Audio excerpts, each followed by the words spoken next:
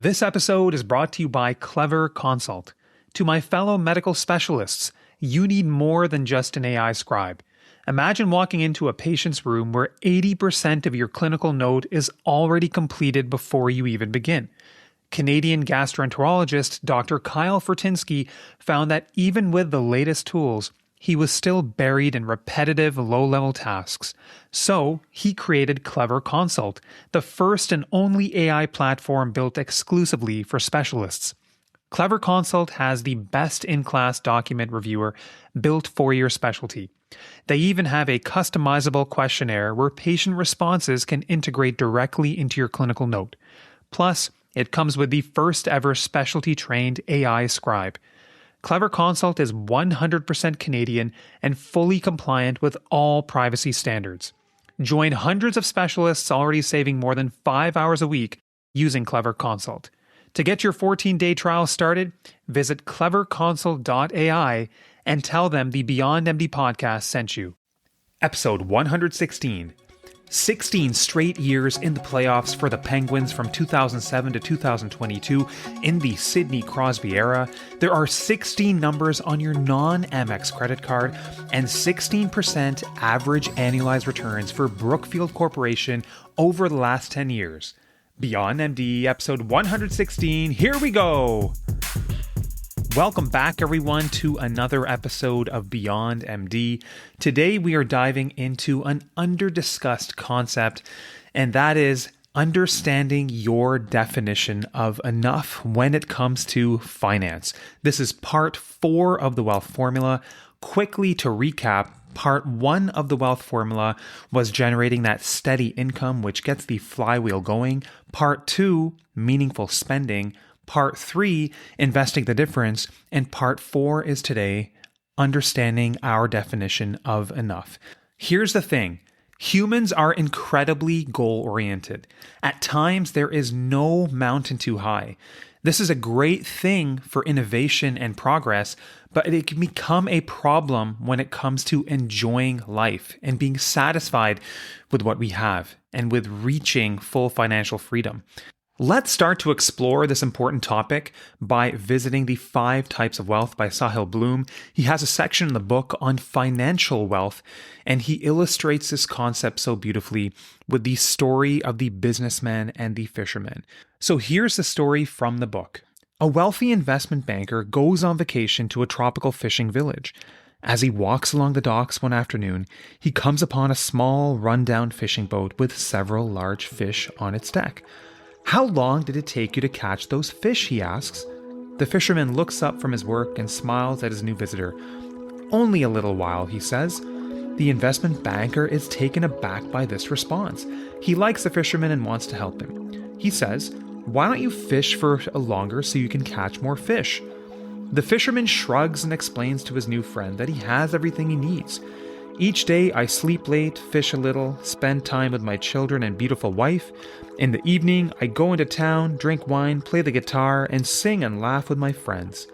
The investment banker is truly puzzled. He wants to help his new friend, who, in his opinion, is clearly confused. The banker has helped many businesses and has an MBA and other fancy credentials to his name, so he lays out a plan for the fisherman. He says, "First, you spend more time fishing so you can catch and sell more fish. You use the proceeds to buy a bigger boat, which allows you to catch and sell even more fish. Then you buy a fleet of boats. You hire a team, vertically integrate. As the CEO of a large, growing enterprise, you could move to the big city. You could take your company public and make millions." The fisherman looks confused, but smiles and says, "And then what?"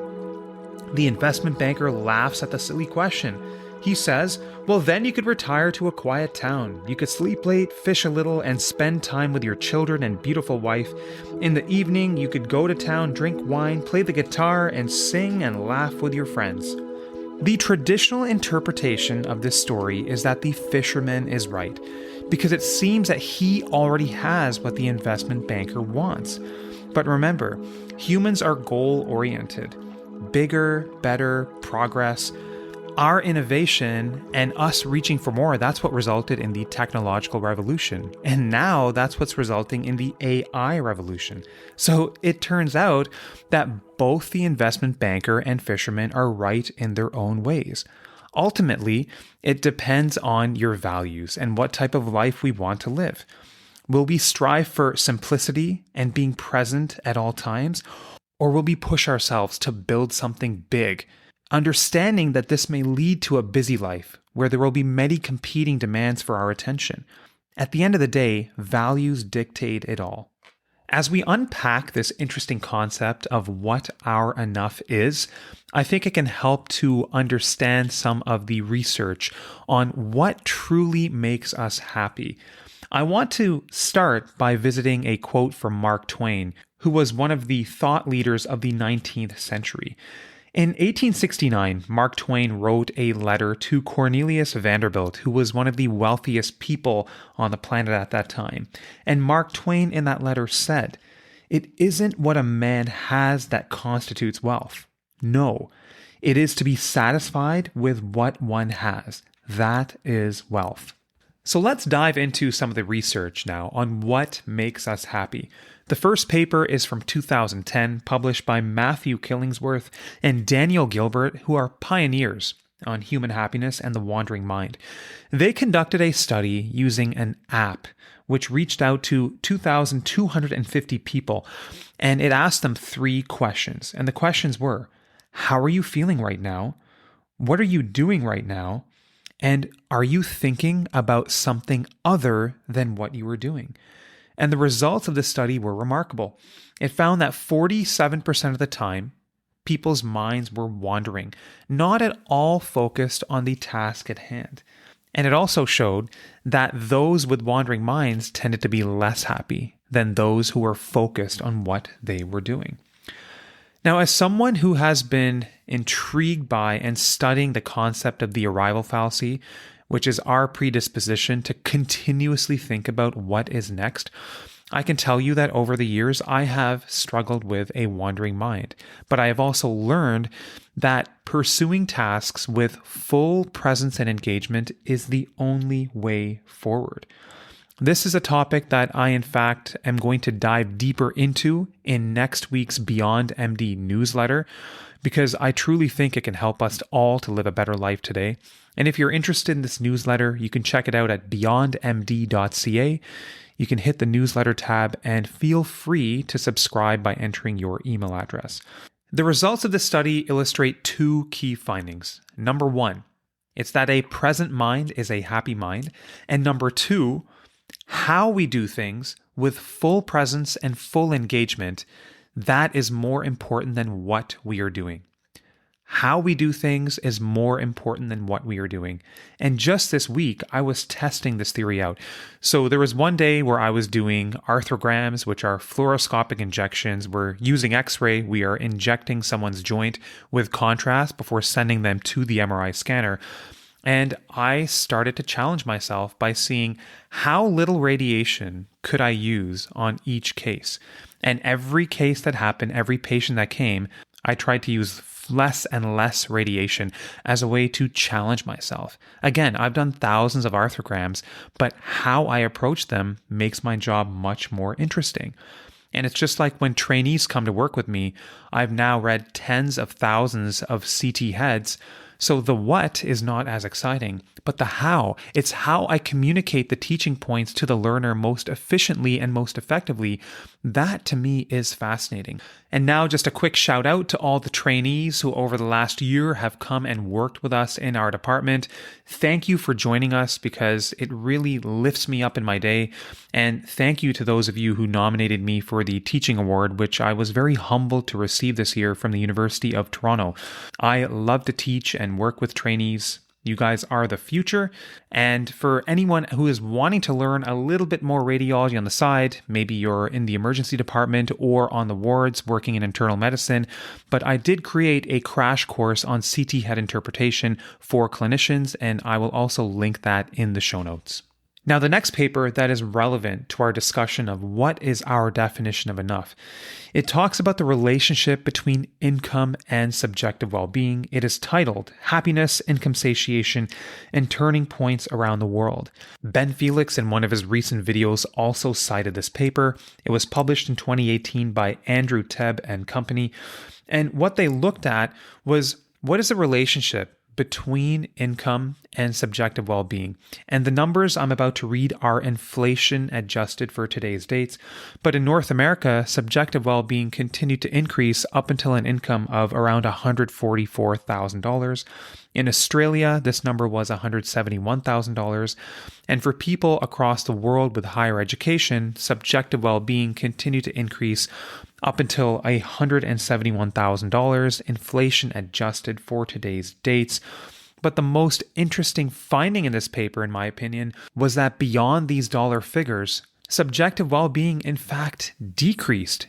And the authors hypothesized that this may be the case because some of these jobs that earn more income, they are very busy and demanding jobs that carry a lot of responsibility.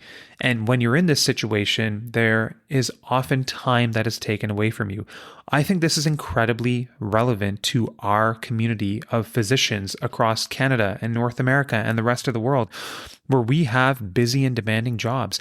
We are carrying a ton of weight and responsibility on our shoulders. Just think back to your last call shift. How many things were pulling at your attention?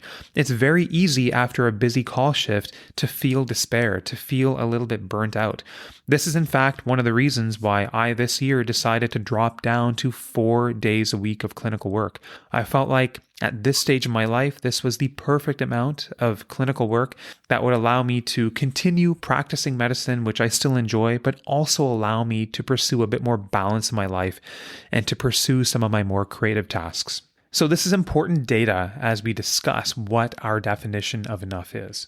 All right, now let's move on to taking a look at what our ideal life could look like. And this is where I think we need to experiment a little bit and tinker a little bit.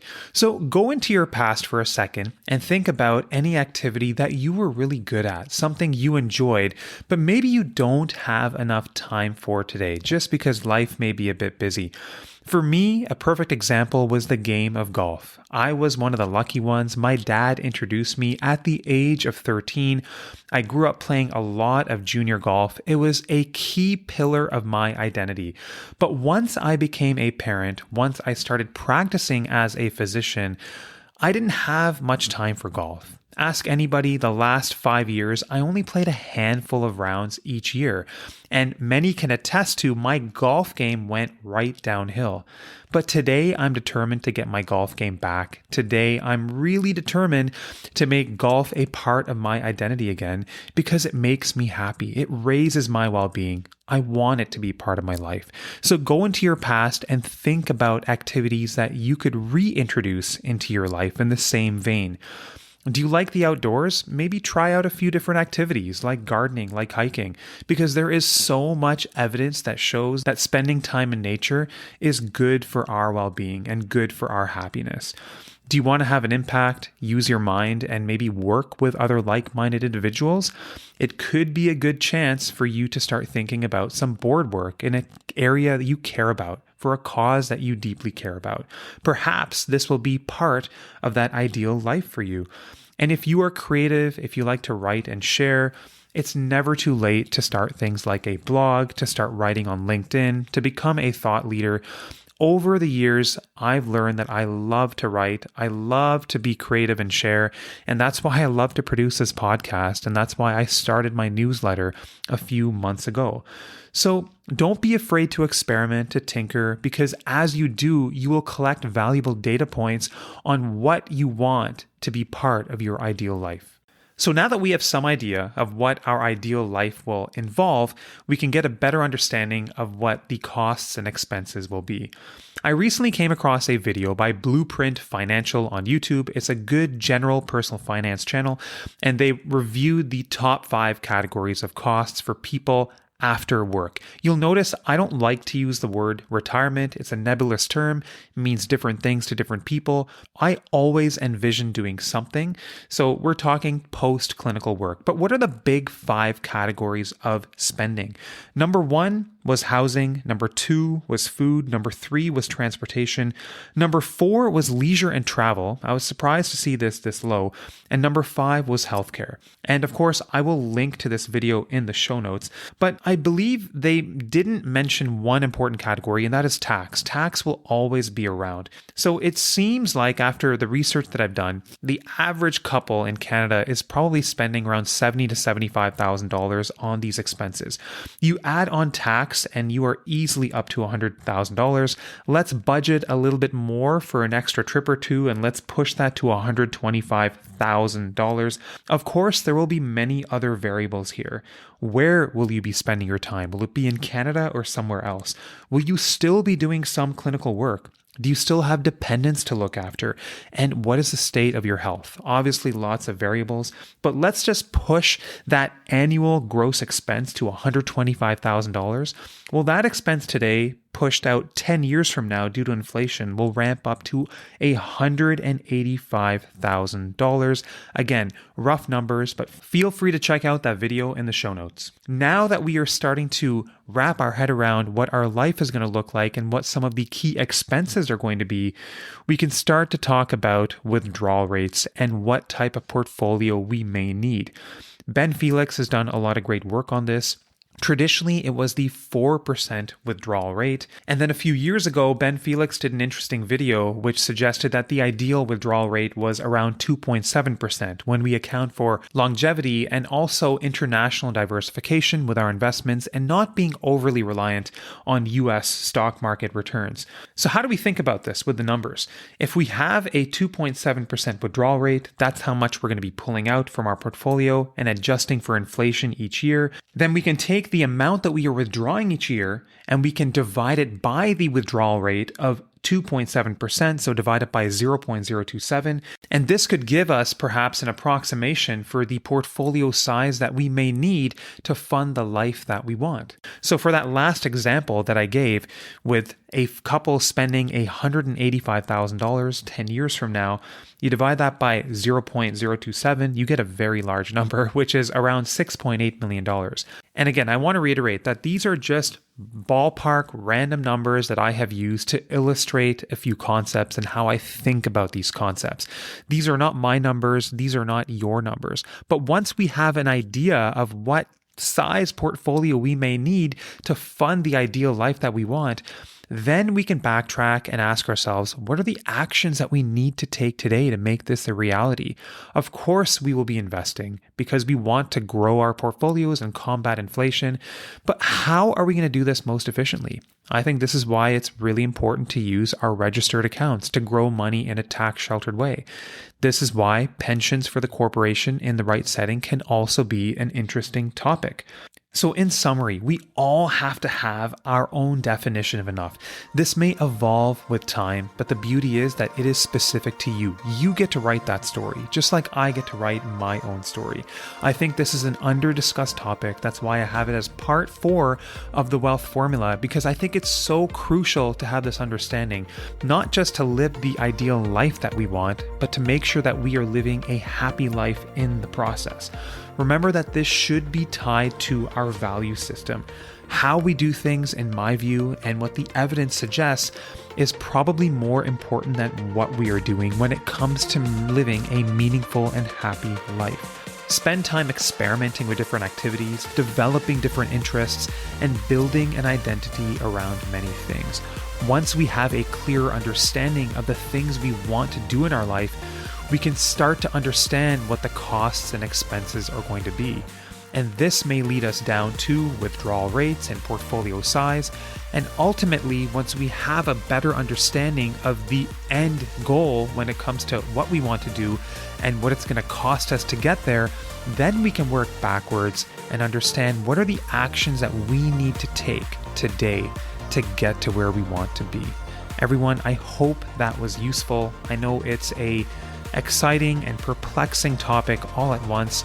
Please reach out to me anytime with feedback or questions, Yatin at beyondmd.ca. And I hope to see you for the next episode, which is going to drop in 2 weeks' time. And remember that the newsletter will drop next Friday. And until then, stay well, stay savvy.